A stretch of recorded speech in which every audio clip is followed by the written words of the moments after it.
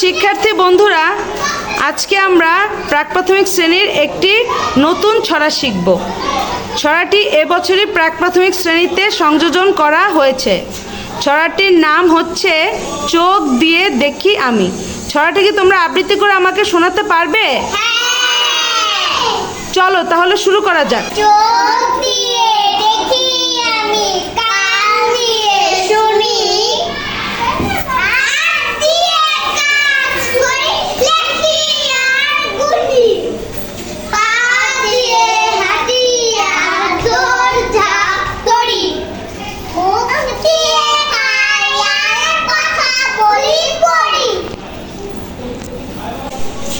চোখ দিয়ে দেখি আমি, কান দিয়ে শুনি, হাত দিয়ে কাজ করি, লেখি আর ঘুরি, পা দিয়ে হাঁটি আর দৌড়ঝাঁপ করি, মুখ দিয়ে খাই আর কথা বলি পড়ি।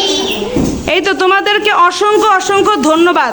এত সুন্দর একটি ছড়া আমাদেরকে আবৃত্তি করে শুনিয়েছো। তোমরা সবাই ভালো থাকবে, সুস্থ থাকবে। আল্লাহ হাফেজ।